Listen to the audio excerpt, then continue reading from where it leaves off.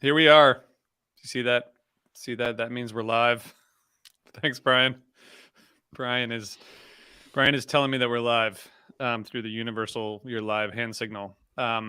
Speaking of hands, we have an extra set of hands here today to help us out. Matt Dwyer's with us, Hey. and he has his own set of hands as well. Hey, Matt. Hello. Can I do this? You got it. High five myself. Fans in the front row. Can it hold my drink? we can do it. Just try it. Just leave it hanging there. Anyway, Matt, I got to give you a hand for joining us today. Thank you so much. How are you guys doing today? Great. Great. Just got back. I got back from the dentist. So I'm very clean right now. Doing great. I think Matt's going to come in handy today. I'm really excited about this episode. You know, Brian and I had a long exchange about the dentist on this show last week because I had to go to the dentist and get two things replaced, and they had to like numb my mouth. And then the dentist was like pushing on my tooth, like really hard to try to like push in the thing or something. And it was just bad. But we learned that Matt is not afraid of the dentist like Brian and I are. Not afraid, but I don't like it that much. I've considered doing one of those sedation dentistry things where they give you nitrous every time. But that's also expensive. You just go to Happy Land.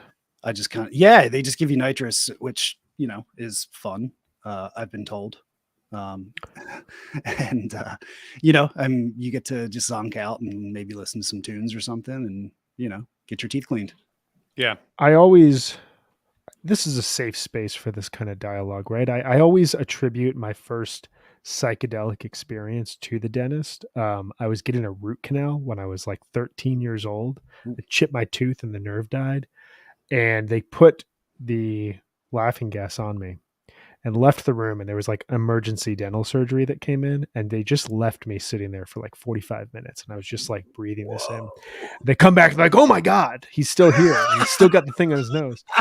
And they put me back and they like put in the Novocaine still, because they still got to they got to numb everything.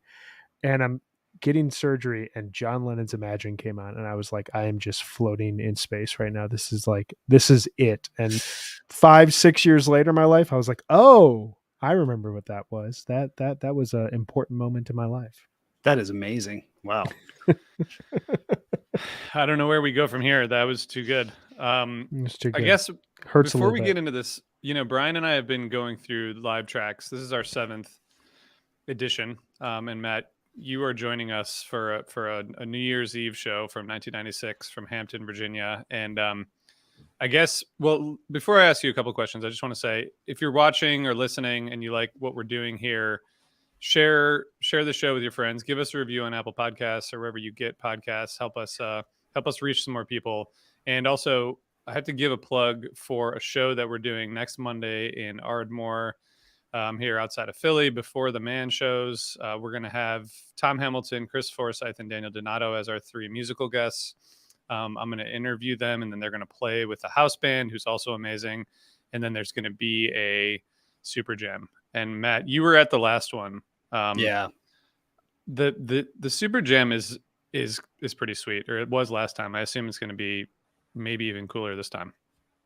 Yeah, the super jam was great. Although I have to say, people usually look forward to these super jams the most, because it's like, oh, I've got, different people I've never seen playing together, or whatever. But I actually enjoyed the individual segments last time with the artists playing, some of their own music or playing some cool covers. Aaron Magner played Goodbye Stranger from Supertramp, and Brownie did some Bob Marley, right? Yeah. And those were really, really fun, because it's an opportunity for them kind of outside of their typical band to just be like, you know what, we let them pick like whatever song they wanted to play. And sometimes you're into a song and you want your band to play it and you get crickets. I just sent a song to our band text thread the other day, a suggestion that I thought was amazing, and nobody even responded to me. So the chances of us playing that but if I were, famous and I was going to be on stage in Ardmore, I'd be like, God damn it, we're playing, what the hell's the song called? Fortress Around Your Heart. Is that what it's called? Yeah. Okay. So, well, okay. That's a good point. And hearing when they played Goodbye Stranger with a backing band,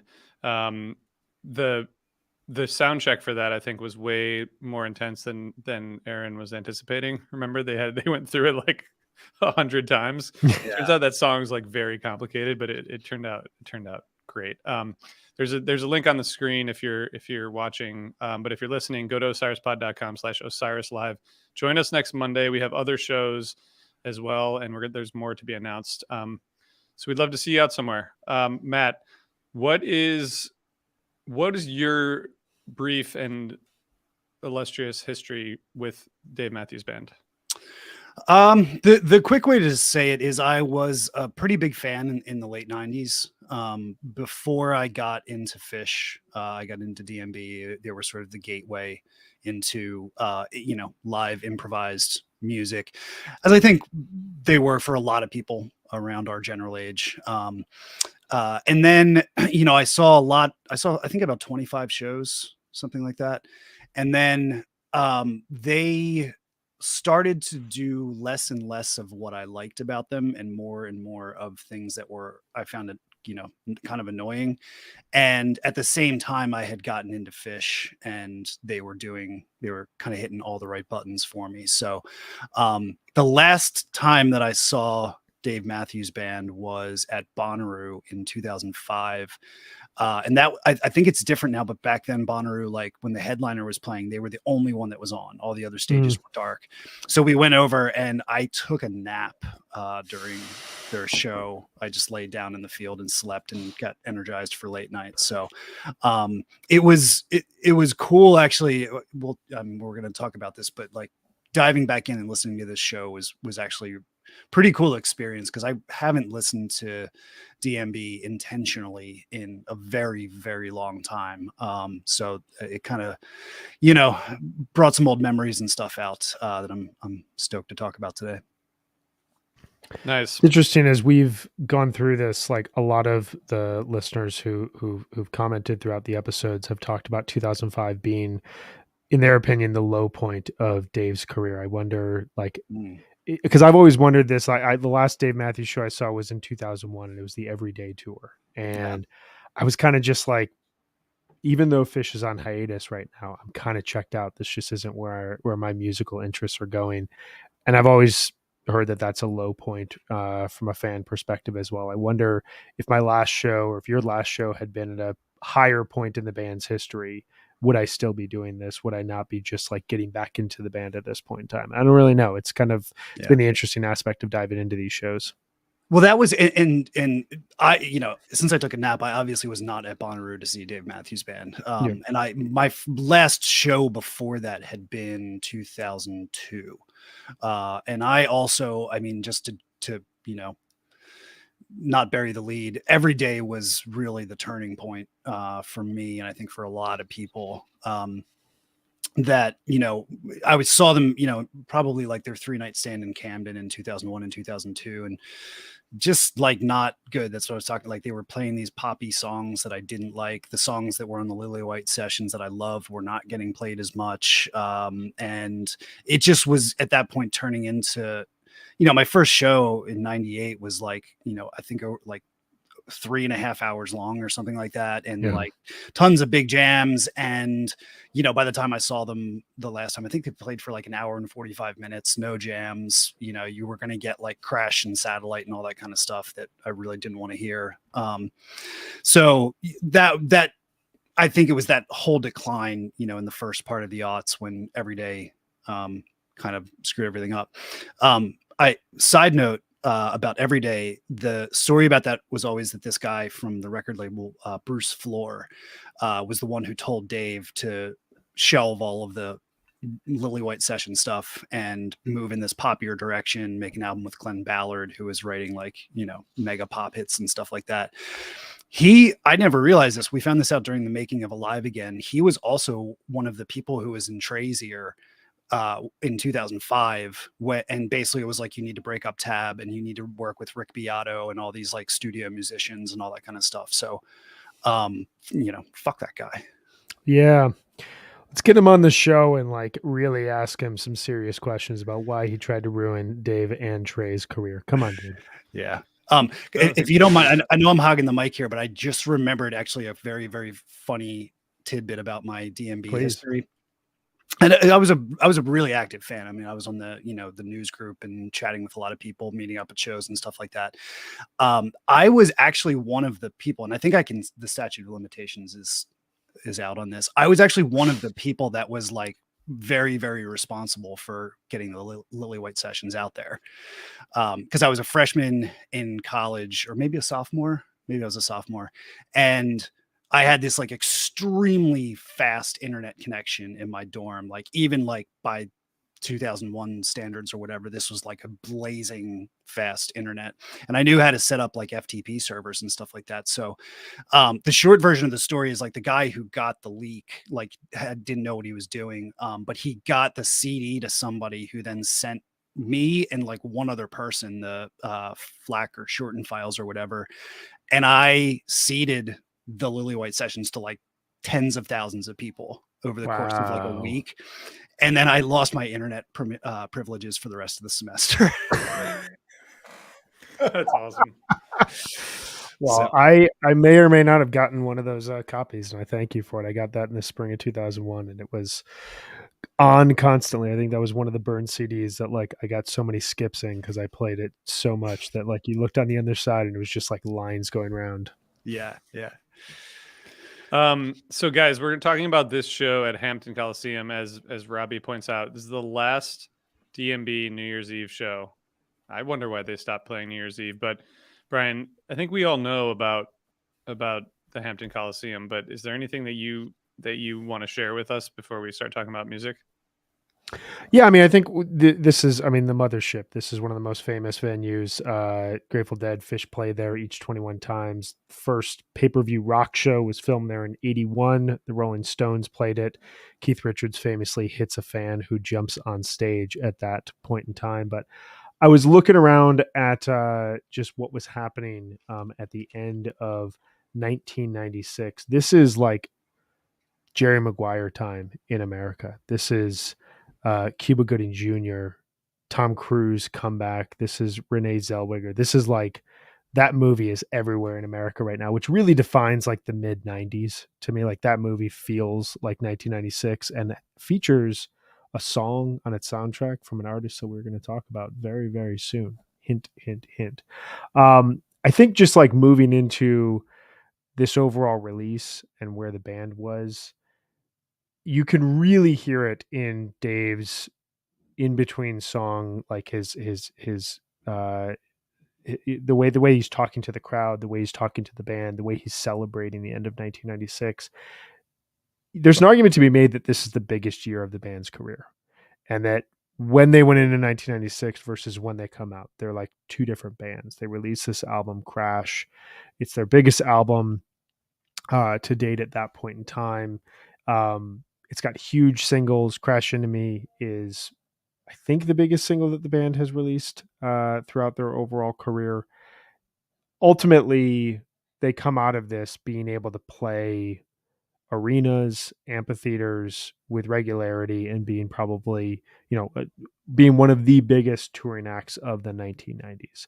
And you can really, really hear in the overall show just like the appreciation that they have for the fans who have stuck with them, who've been there with them. We talked last week about the Crash release party show from 4/30/96 and how that felt like a band that had achieved so much. It was now playing in Richmond, was playing for their larger fan base in a way that was like almost kind of saying goodbye to this period of their career, and they were entering something unknown and something new. And they throw this huge party for everyone at Hampton. It's the last two set show that Dave Matthews Band would play, which is a format that, like, I'll kind of just come out and say it. I don't know if it necessarily changes the dynamic of things. We've talked about this a bit throughout the overall series here. Personally, I don't think it really changes like the dynamic of how a Dave Matthews Band show flows. But it also showcases the Flecktones as being just like a perfect companion piece. I said a lot there. Can I check something real quick before somebody in the chat does, because we always have to be right. We do. Didn't they do a tour like 10 years ago or something where they played 2 set shows? They did. as I was reading through this, and part of the reason I put this in here is that those shows were specifically an acoustic show and then an acoustic set and electric set. So yes, technically 2 sets. This was kind of the last, like, we're going to play 2 defined sets of music at this point. Yeah, I get that. I think it's also important delineation of when they started to sort of branch off from like the mid '90s jam scene, which was built around that 2-set structure. Yeah, yeah, it's interesting. I mean, it's wild that like this show still kind of flows like a Dave Matthews show, and the break that happens over midnight. They go off stage, they come back on stage right as the clock is ticking down for 1997, which gives it like, I guess the show probably started at like 9:30 at night, something like that. I don't know. I'm curious your guys' thoughts just in terms of like where the band was at this point in time, where they're going, as well as, we've talked a lot about guest appearances on the show and the impact that they have on them. What do you guys think in terms of where the band is at now? I mean, I guess to me, it's like, how do I say this? It all kinds of sounds the same to me. So I'm not really sure. Like, it's like, I don't notice that much of a difference except in the material itself and the guests, like this show starts with like four almost 10-minute tracks, and they're like stretched out and it sounds great. I think it's really fun, like, first 45 minutes of the show. And I wouldn't differentiate it that much between maybe with the 04 or 06 shows we talked about, but in terms of these other shows around the same era, they sound like they're kind of in the same place to me. Yeah, I mean, I think Brian, like you said, this was, if it wasn't the biggest point in their career, it was kind of the beginning of that point. I think from like 96 through 2000 was, when I was seeing shows, they were huge. I'm going to probably bring up throughout our conversation today a number of times. One of the things that I've been thinking about a lot since I listened to the show last week is kind of 90s nostalgia and putting myself back into looking at like the 90s culture from outside and inside, because I really wasn't a DMB fan until 98. I saw my first show then, but it was like, everybody knew who they were. They were all over MTV and the radio. And I thought they were good. I liked their jazzier stuff, but there was also this cultural thing of like, if you were a white kid in the suburbs of the United States and went to high school in the 1990s, like this was like a rite of passage, going to the Dave show in the summer, drinking underage, trying a little bit of the weed, and telling your friends what an epic time it was. I mean, I listened to the show with my wife. She's 5 years older than me, and she immediately was like, "Oh yeah, that time at Walnut Creek when we did XYZ." And so I think that there's something very kind of, now that I think about it, endearing about that, and looking back at the culture and the way that they stood for some aspect of US, teenage culture at that point. And I think this is 96 around, this is when they were really, really, kind of peaking in that way as this, cultural touchstone. So it's kind of cool to look back at them. There really wasn't at this point much of this kind of like, DMB is like lame or cringy or whatever like that. Like they were really just like a very, very popular band that people really loved. And it's nice to step back into that place in time.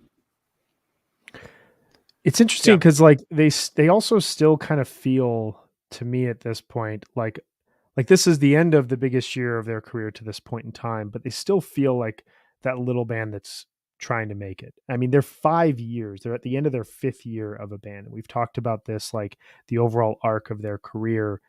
It's so wild how early they catch on and they become this kind of cultural cachet. And it must be sometime around 95, 96 that it becomes this touchstone that you have to go through. That like, if you're in high school and you like music and you're starting to get interested in, okay, what's possible with music beyond a 3-minute song, you're interested in trying weed at that point, you're interested in hanging out with people who are drinking, like there's all these like elements that prove by like 96, 97, 98 to be, if you're going in this direction with your friend group, with your life, like this is a path you're going to go down. And this band feels like that bigness of like attracting people is just starting to come to them here. Yeah, that and the nostalgia point is interesting. I hadn't really thought about that, but going back, it's sort of a lot of stuff is brought back. I think to me, like the quality of Dave's writing is really stands the test of time. You know, even though like some of those songs ended up being like so overplayed, or you got tired of hearing them. They're now going back to them. It's like, wow, he writes a great love song, particularly. Brian, can you, I think this is a good way to get into this, is the first kind of like conclusion or theme that you had from this show. Yeah, I was thinking about this in conjunction with what we've talked about throughout this series. And so we're 7 volumes into Dave Matthews Band's career.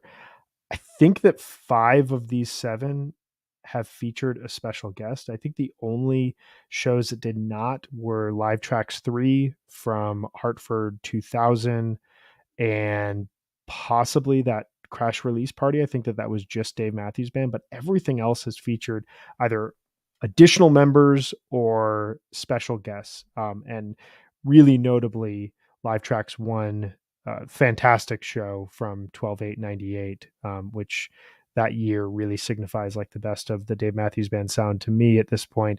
And this show feature the Flecktones, feature Bela Fleck, and then this is the entire Flecktones for most of the second half. This show also features Paul McCandless, who joins the band as well during the shows. But it made me think, like, I was thinking about this yesterday. Why do special guests seem to always make Dave Matthews Band better? Why is it that my wife and I were listening to this show, we were taking the kids hiking, and they play number 41, my favorite Dave Matthews song, and Bela Fleck comes on and puts an incredible banjo solo into the end of it. And it just adds so much to an already great song. And it made me wonder, like, does this band, I'm curious your guys' thoughts, does this band need someone else to elevate their already great songs in a live setting?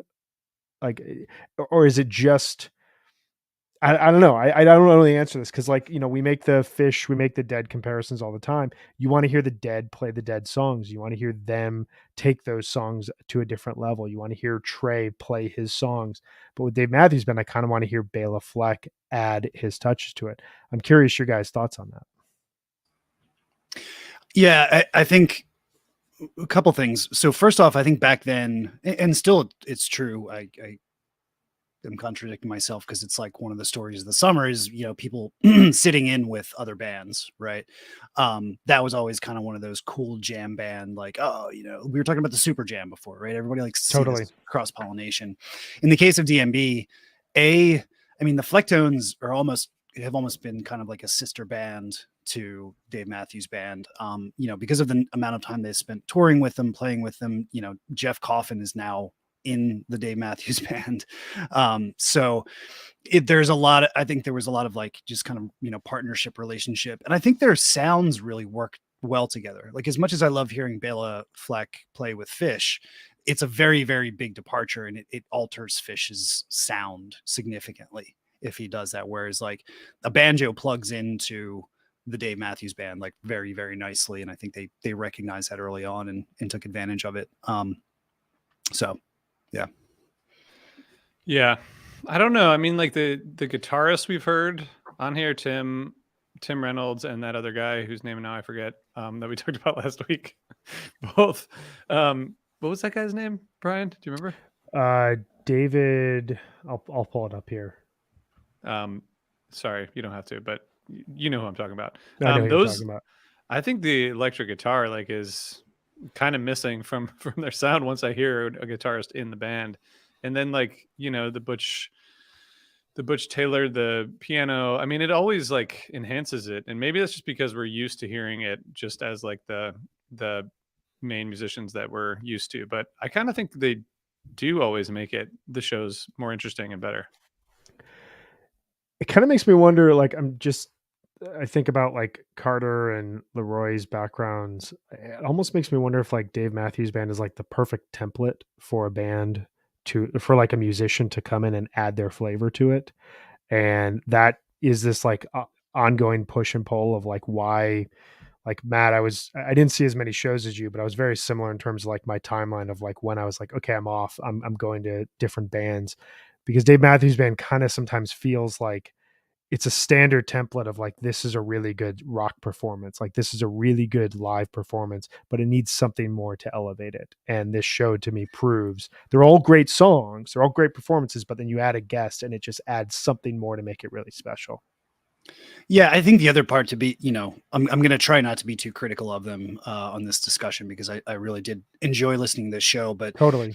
One of the things that kind of drove me away from them was that the songs themselves became very kind of like templatized, right? I mean, like you could see like, yeah, no, I mean, even in this period, they were a little bit more interesting, but like, yeah, they could go 30 minutes deep on number 41 with the entire Flecktones on stage, but they did it the same exact way every time, right? Each person Right. took a solo, then they went into the Sojourn of Arjuna thing, and they do that, and then they bring it back. And I think that with DMB, guests are a way to kind of break that mold up, right? I mean, like you can play Lie in Our Graves and Boyd can take a solo for the 1,000th time, or you can have Trey Anastasio or Eric Krasno step on stage and rip a guitar solo, and it's something different. It's something notable about the show. In a case where they wouldn't normally have something like a Type 2 jam that's like very, very unique to that night. So I remember in my time listening to the band, always loving guests, being really stoked for guests, but also RJ, to your point, always wanting Tim Reynolds to be in the band, to add his sound, which ironically, I feel like this was the period of time where he actually kind of like sat in with them the least, like after 96, like in the late 90s, he really didn't play with them that much. And then my understanding is in recent years, he's become more of a, standard member of the band. But like my first show, summer of 98, there were a bunch of guests that show. Greg Howard sat in and some other people. But like my second show was that fall tour when like the Flecktones opened and Tim Reynolds was there on guitar. And I mean, that was just epic. I mean, just like the first hour was like Seek Up into a jam, into Talanaga Pampa, into Rapunzel, and like, just insane stuff. Yeah. That's the magic. I think this leads really nicely into your first theme, RJ, which I think like I was listening to the highlights I plucked from this volume this morning with this in mind, and it kind of blew my mind. You want to go through it? Sure. Yeah, and I want just thanks to everybody for your comments, and I just want to say Galaxy Jams, who's watching and commenting. I went on their show last night, and they introduced me to some new music that I had never heard before. So check them out on Twitch. Yeah, I guess I was just thinking with Bela Fleck sitting in, and as we've been listening to this, and the lack of a guitarist on most of the music, like, are they more of a bluegrass band than a rock band, or are they more of a rock band, or is what makes them unique and different that they don't fall into any category? Because I'm not sure that they're like a rock band. What do you guys think?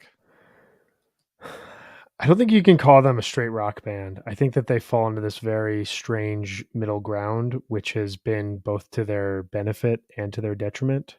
I was thinking about it when Dave sat in with Fish at in Mexico this past year. They play The Maker, which is like, it's a cover from Daniel Lanois.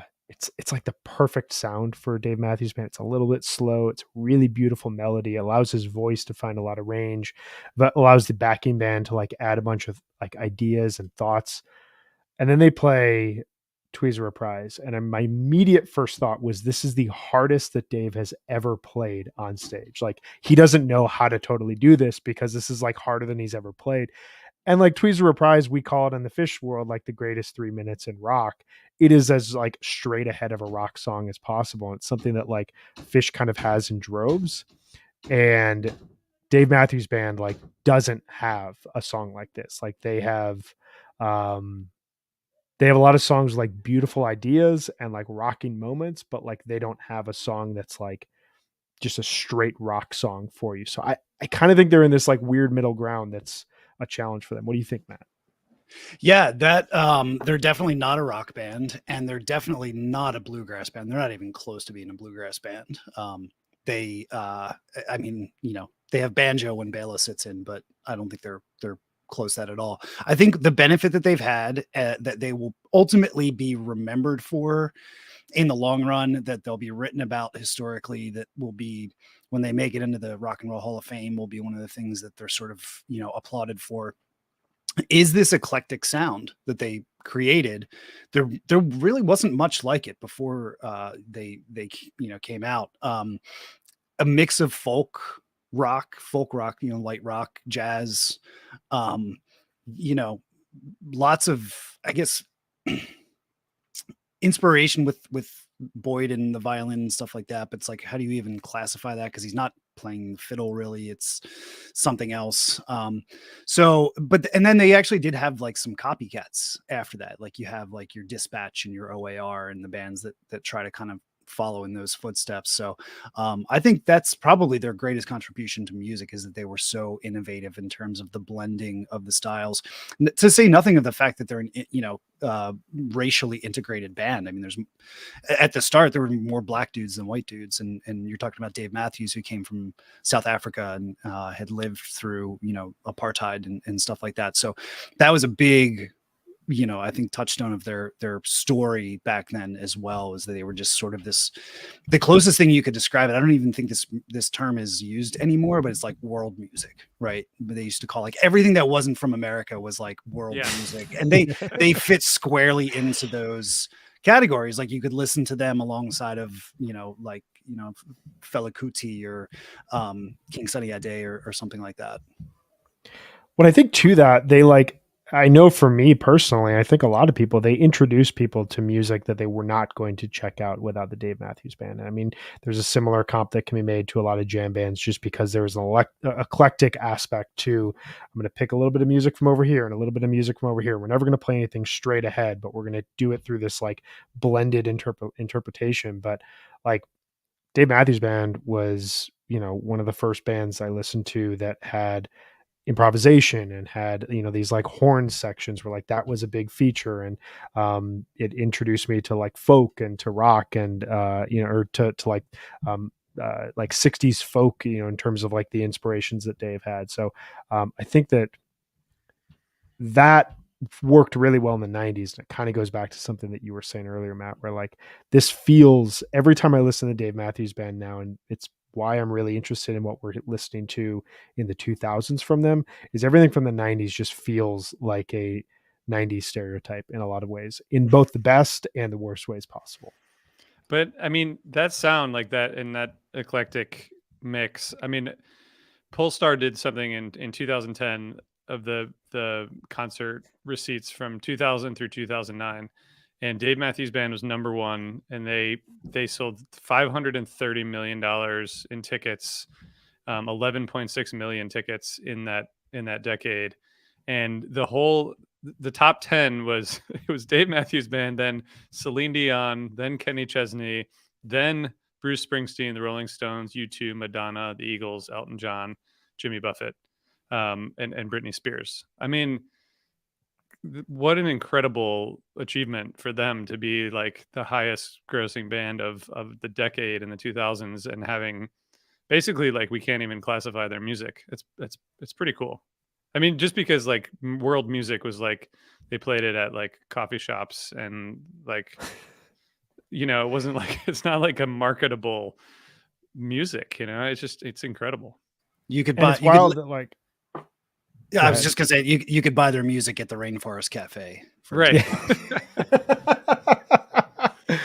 A decade as well that like we've talked about and listeners have commented on was not recognized as their most successful. Like to end the 2000s as the number one touring act, I guess it like goes to show that like for every 17-year-old that has the rite of passage. They have a little brother or a little sister who has, friends who have a little brother, or a little sister. Like there's always someone to bring along to Dave Matthews to be like, you're not ready for Fish, you're not ready for, these other jam bands, but like you're ready for this, which like, will give you a sampling of a lot of different music. It will never rock too hard. And you're going to kind of want to stop with maybe a bit of Boomers, and that'll be it. That'll get you out there. I could have been your little brother, Brian.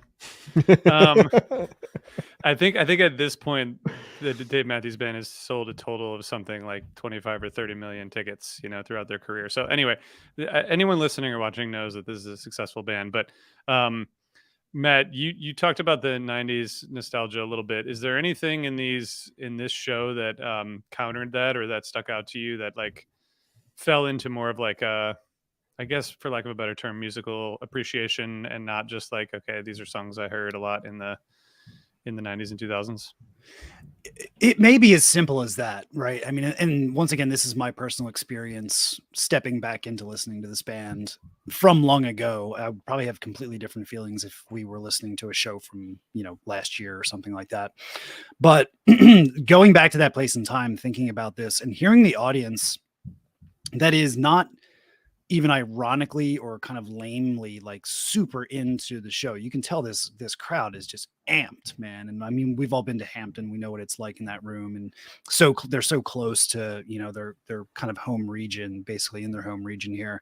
That, to hear like 1990 New Year's Eve, 1996, this crowd going crazy, them playing all of their best material with the Flecktones and with Tim Reynolds. And, I'll try not to keep making analogies, but this is to me almost like their version of like Fish's 12/31/95. Like it's this band that's like on just exploding.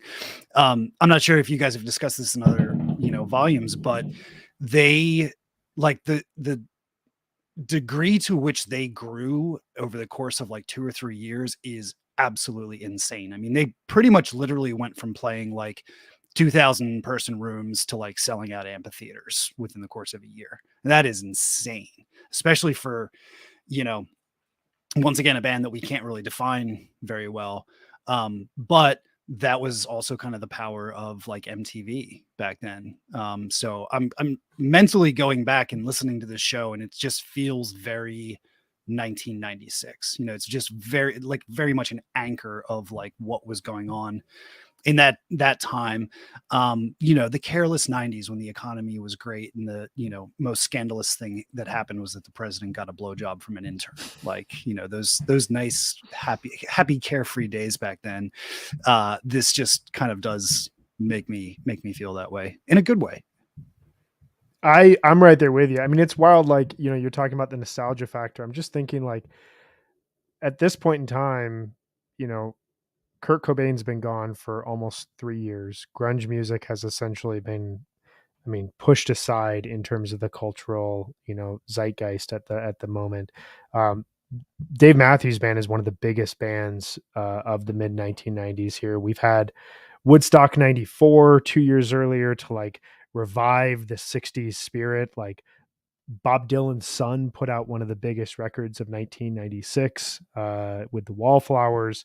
Rap music is at a point where like it's still kind of on the outskirts, but it's about to become like the mainstay of music in from a pop culture standpoint.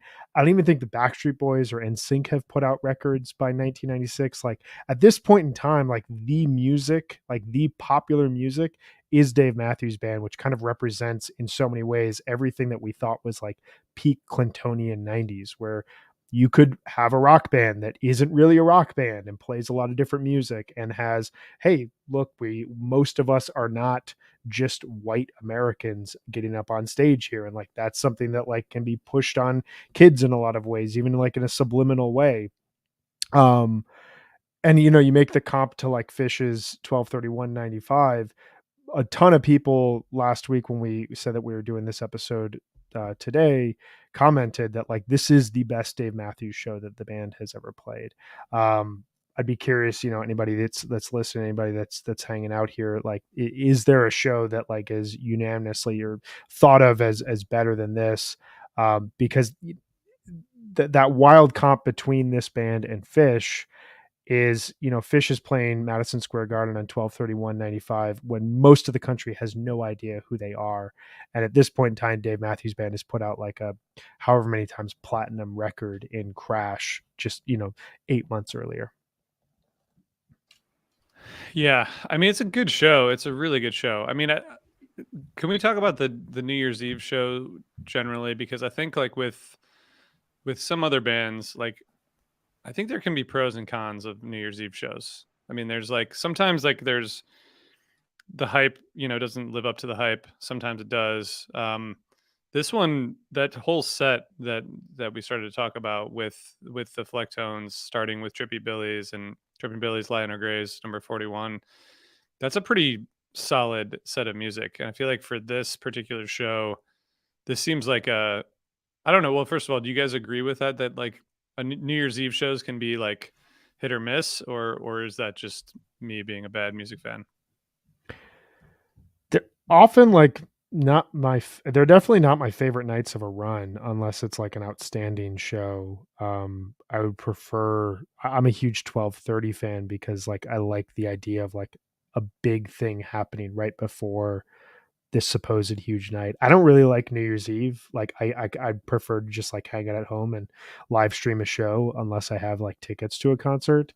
And I think you hear it often in music that like the excitement factor gets to the artists and kind of like it's almost like they're over their skis where you're excited to be playing on New Year's Eve. You've got to bring all this energy. And unless whatever magic is in the air to meet the music, it's hard to often deliver like a stellar performance that you would on kind of just like a regular night. I don't know. What are your thoughts, Matt?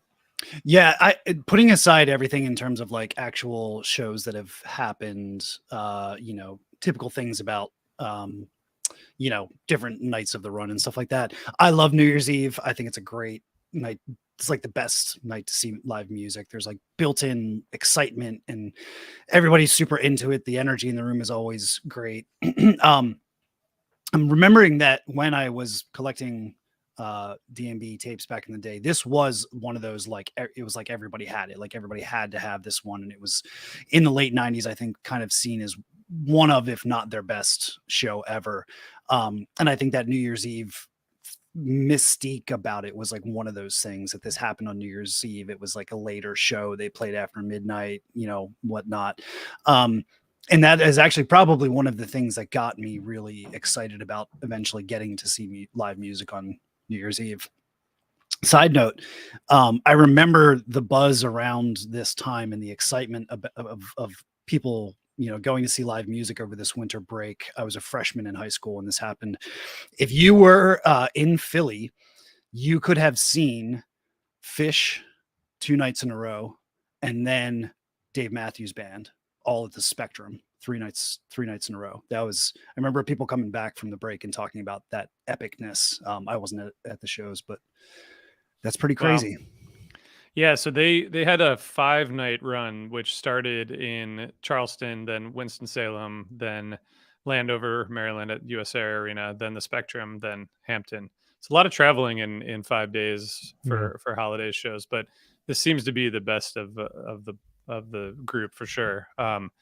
And what do you guys? What should we go into the awards and just talk about the jams? Let's do that.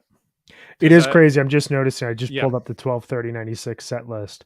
There's like 10 or 11 repeats from that show to this show. It's the biggest difference is that you don't get you get Bela Fleck in for part of the latter part of that set, but it's a wild differentiation there that you get like just here are the big songs, we're going to transfer them over. And this, I mean, by and large, they weren't performing for like a tour of people who were on tour, right? They were just like, if you saw that Philly show on the 30th, you were most likely not traveling to Hampton for the show the next night. Yeah, I think that's a fair assumption. So the repeats are sort of just part of it. All right, well, we have to talk about some of these jams. I guess first, Brian, as you're going through this 12/31 show, 2 sets, are you going to the bathroom at all in this 2-set show? I'm gonna wait until the set break. I'm gonna deal with even the satellite rhyme and reason two step is great, but satellite rhyme and reason like would be my preferred bathroom break. But I'm just gonna hang out through it. I figure we've got 10 songs here to kick off the set, and then we got 7 songs in the second set. I can handle. I can Wow. suffer a little bit towards the end. Wow, good for you, man. I mean, if it's New Year's Eve, I'm definitely going to be taking a break in the middle of the set because at least I'm going to go get another beer. What are you taking a break during? I think during that segment that you pointed out, I think Screwball. satellite. I'm stepping out for satellite. At this point, if I've been to 7 live tracks shows and I've seen 7 satellites, and so I'm good. I'm good. What about you, Matt? Are you breaking at all? Well, I've got this run in real life where I have not left my seat during a Fish New Year's Eve show since like 2012 or something like that, maybe even 2011. Because I usually don't drink at the New Year's Eve shows. I don't want to pee. I'm just there for the excitement of whatever happens. In this case, I can definitely stick it out until set break, which is surprising to me because naturally I would have said Satellite as the P break song, but I, here's the nostalgia again. I probably hadn't listened to this song in like 15, 20 years when I listened to it last week, and I was like, it's actually kind of a nice song when you haven't heard it a million times. So I could stick out through that. My pick for the one that I would skip is Minarets, and I was never a fan of this song. It is annoying to me. I did realize while I was listening to this that it would be way better just as an instrumental. There's some really cool parts in there, but Dave's lyrics and singing, it's like getting bashed over the head. And I think at this point, we're after midnight. I would probably let myself go out and hit the bathroom for 9 minutes. A set of Minarets, The Last Stop, What You Are. Trying to think what other Middle Eastern vibe songs does Dave Matthews has he written? There's like this very specific subgenre within Dave Matthews where he's like, I'm writing songs as though I went to Fez for 6 months and just like absorbed culture, and this is what I came back with. Maybe he did. You don't know. Might I'll have have. to ask him. Um, all right, thank you for that honest opinion about Minarets, Matt. That's great. Brian asked me if I was going to be on another recap this week, and I said I'm going to be screaming from the Minarets. I'm going to start using that one more. All right, Brian, what's your MVP of the show? This wraps around to what we were talking about earlier, but like the Flecktones. I think that the secret MVP of this series that we've listened to thus far is when the band brings a guest on, something really special happens. And I always go back to that Live Tracks one that we listened to. Feels like months ago now, but it was like 10 days ago when we were talking through those jams in December of 1998, and what they add to this band, especially in the second set, really hits me. What about you? Yeah, I mean, I think Bela Fleck. There's a couple of these jams I thought were just so beautiful and really just accentuated by him in particular. So I don't know, maybe that's sacrilege. Although we've done it a few times in these live tracks, we've had a non DMB member as our MVP, and maybe it's just how it goes. Everyone's gonna have to just live with it. Matt, what about you? I don't see how I could ever listen to any DMB show and think that anyone other than Carter Beauford is the MVP. I mean, he's the best musician in the band. In a band full of great musicians, he's the best. He's a legendary drummer, one of the greatest of all time. And I never tire of listening to him. Every single little detail that he has going on in his playing is just it's remarkable. So Carter now and forever, always. Yeah. Yeah, that's totally fair. Totally. I'm right there with it.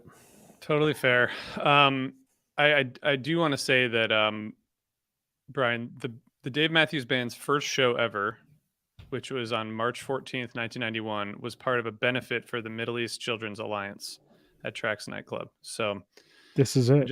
I just want you to know that there's some connection there. All right. They were So born out of the Gulf War, and they held on to this like vibe around the Middle East throughout the Middle East, 1990s North when none of us Africa. were paying attention. They were Yeah, trying to say, pay attention to this region of the world. they were. They were. All right, Brian, what's your jam of the show? I thought hard about this, and I was, part of me was thinking Seek Up, this great opener. Part of me was thinking this fantastic version of number 41, but I just kept coming back to, is this going to be sacrilege what I'm about to say? I don't know. But they bring Paul McCandless on to play Crash Into Me. Bela Fleck is out there as well. And the sax solo that we get from McCandless adds so much to this song. And it, to me, as I was thinking, like, this is the end of such a massive year for this band. And this song crashed into me. Like, without this song, what is this band? Like, you probably don't get 5 years later people saying, hey, you, Dave Matthews, need to write more pop songs. Like, this is the direction your career needs to go. He proved that he could do it with this song. This song was everywhere in the summer of 1996. It's a defining song for this band's career, for better or worse. And this version was absolutely gorgeous. So all that stuff together, it's like, this is a song I'm going to go back to, but I'm guessing you guys are leaning in different directions.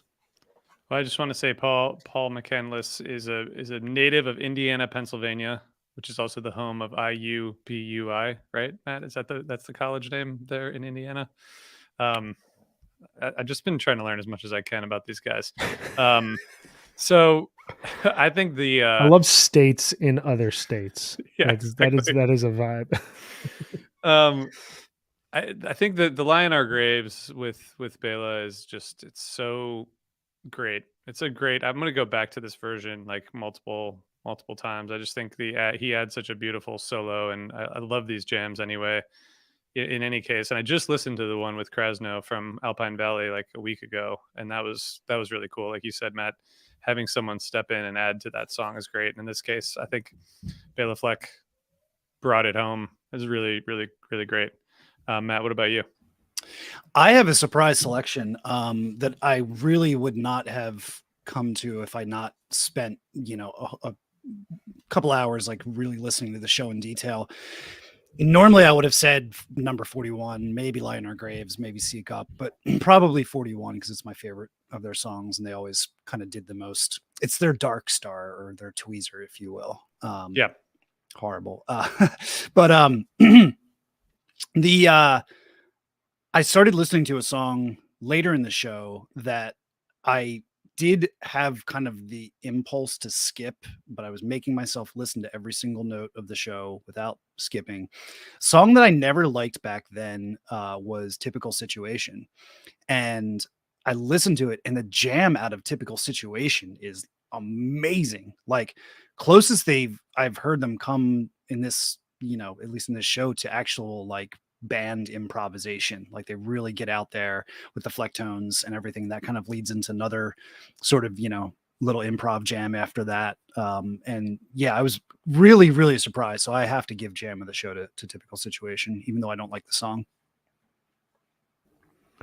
Matt is opposed to everybody being happy, everybody being free. He does not want to keep the big door open. He does not want everybody to come around. This was a great version. And there's a killer version in a later volume that we are going to cover. But I think that what you're talking about is like the thing that really blows me away about this show and about this era is looking at Dave Matthews Band just as a whole. Like, I don't expect these types of surprise jams to happen. And then when they do happen, it just elevates a show and elevates a performance because you're just not expecting it out of songs like this. Matt, do you want to share your awards category that you created? I brought his own awards. I love it. So yeah, I really, really tried to, I hope I've done a good job over the past 54 minutes of keeping it positive and not just coming in and being, dunking on DMB, since I am not really a fan anymore, though I would say still a fan of this era. And that is the top 3 cringiest things in retrospect as I listen to this show. And this kind of ties back into the 90s nostalgia. Like, yes, people love Dave Matthews Band. They were huge, but slowly people making fun of them, particularly from like like a lot of Fish fans and stuff, were like really not into them and started kind of saying shit about them. But taking that perspective, as I look back, 25 years later, there were three things that stuck out to me as just not aging well at all. Number one is Dave's scat singing and his method of banter between songs, which was something that before I was a fan of them, I thought was really stupid. And then I kind of got Dave pilled and I was like into them for a while. And it was like, oh yeah, I love that he, between songs is like, talking like that and you can't quite understand them. And he'd do his big scat singing solos at the end of Crash Into Me or whatever. And like, looking back, like he was not good at that and he should not have been doing that. I mean, like let your killer saxophone player like take another solo instead of doing that. It just, it's very like, this is why people hate this band kind of thing. So I was not into that.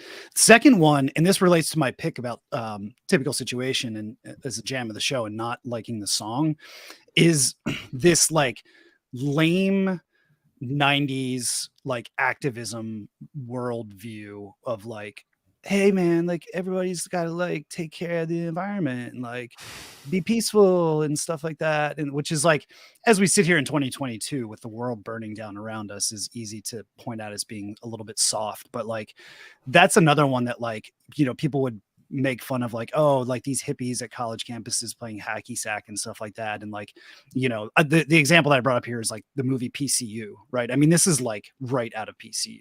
This like, it's a typical situation, man. Like we gotta save the planet, save the whales, dude. And so I don't think that stuff has aged well. And I don't think I'm not just pointing that finger at DMB. I think a lot of bands from that era are guilty of this. And then the last thing before that, can I just say in Dave's defense that over time he's incredibly out there activist in terms of LGBT causes and Democratic candidates, and he like goes and plays benefits. Unlike some of our other favorite artists, he's out there like wearing his heart on his sleeve and trying to raise money for candidates and causes that he really cares about. So I think you're right, but I think it's cool to me that he has not only like started a foundation and all that stuff, but he's out there like putting himself out there as like I want to support progressive causes and people who are trying to change things. So I think that's pretty cool. I agree. I think I think he's backed up his words over time. I think that, like, to what you were saying, Matt, I read this article recently called 1989 to 2001, America's Long Lost Weekend. It was a feature in the New Republic about how we missed this great window to actually like continue the reform that had been started in the 1930s and then again in the 1960s and then had been disrupted in the 1980s. And rather than actually doing the hard work and really like taking the political opportunity that we had to drastically change things that now 30 years later look like they were fully preventable and have put us in a really challenging situation, we just didn't. And it's all kind of summarized in, we talked about this last week, the speech that or the banter that Dave had before Cry Freedom, where he talks about Nelson Mandela being a cool guy. And I was just like, that is such a 1996 mindset where like, as long as we talk about this guy who spent like 30 years in jail for his political beliefs, it's like, oh, he's a cool guy. You should all check him out. Like that is the limit of political activism in the mid-90s. And that's an excellent point to be 100% clear. I'm talking strictly about the music and the lyrics, the activism through music, because Dave is one of the probably greatest musical philanthropists of the last 30 years. He does 100%. So much great stuff. So so we got to talk about, there's a little bit of a problem here, right? And this is the cringiest thing, and I think it's still the cringiest thing. Boyd Tinsley, man. Even setting aside things that he did to get himself kicked out of the band, he just like wasn't good. I mean, like he's actually, I shouldn't say that. He's a very, very good musician. And I corrected myself, or at least contradicted myself, when I listened to Before These Crowded Streets after listening to this show. Stuff like, at the beginning of Pig, he plays a beautiful violin line. Stuff that's composed is very, very good. Technically, he's a great violinist. As a fiddle player and as an improviser, it's just not good. I mean, it's like nails on a chalkboard at times when you listen to him just playing the same like double stop over and over and over and over again, just louder and louder during a Lion or Graves solo or something like that. And it's amazing that with the other four guys in the band being so incredible and being so like innovative and creative, that this guy had a place in the band for so long. And maybe that's another 90s thing, you know, maybe that was just like, hey man, we're different. We got this dude with dreadlocks playing the fiddle and a rock band or whatever. But I don't know, it hasn't aged well. And I think most people would probably look at that and see that as the number one strike against them in the larger history of the band. Yeah. Do you think you've... Sorry, go ahead, Brian. I was just going to say quickly that like when I was thinking about stopping listening to the Dave Matthews Band, and if you want to know anything about me, it's like I have to go through a process to stop listening to an artist that I really care about. I have to really justify it to myself. Part of it was like the fiddle, like Boyd Tinsley limits this band so much. And I remember getting yelled at in the summer of 2002 by a couple of my very close friends because I had the audacity to say that Boyd Tinsley should be kicked out of Dave Matthews Band. I was ahead of the curve. I knew nothing about the abuse. I knew nothing about like his bus riding performance and how he acted off stage. I was just like, this guy sucks. I don't like the way that he plays with this band. I don't like the impact that it has to his music. I'm done with the fiddle in the band. Go ahead, RJ. There's nothing else to say. I appreciate that perspective. All right, so Matt, this has been fun, and thank you for coming on. I think you'll be interested in the next set of live releases we're going to be covering starting next week. We're going to announce that on Thursday. We're going to tell everyone what's going to happen next. But Matt, I hope you'll join us again. This has been fun. I absolutely will. I told you I would be interested in talking about Dave Matthews Band from the era that I was seeing them earlier. And, I think the next artist that we're going to talk about is something that I will talk about any year, any show, any day, anytime. It's going to be good. The good, the bad, the religious experiences, the bad, the really bad, but like the awesomely bad. I can't wait. I'm so excited. We've already given it up. All right. So next time, which is tomorrow, we're going to talk about a 2004 show, Live Trax 8. And that's going to be fun. That has some piano, which I'm excited about. But I want to leave everybody with one more Dave Matthews fact, which is amazing. And you guys probably knew this, but I didn't. Do you know that the last 7 albums have all been Billboard #1? I didn't know that. I read that number 2. Wow. And all the 7 after that, every single one. I think before These Crowded Streets was the first one, and I think that knocked the Titanic soundtrack off of the top spot after it had been there for like 6 months or something like that. Bastards. It was huge. It is crazy that they still have the fan base that will go to a record store, will buy this online the day that these records come out. Like come tomorrow, I can tell you, Away from the World, I have not listened to those records at all. And there is a huge, huge following for it. Yeah. All right. Well, we're going to leave it there because we have a lot more Dave Matthews Band music to talk about tomorrow at 12. So we'll be back. And for those of you listening on the podcast, thank you. Share, review, help us reach more people. And until tomorrow, bye guys. This is our last see stop. you guys then. Say goodbye.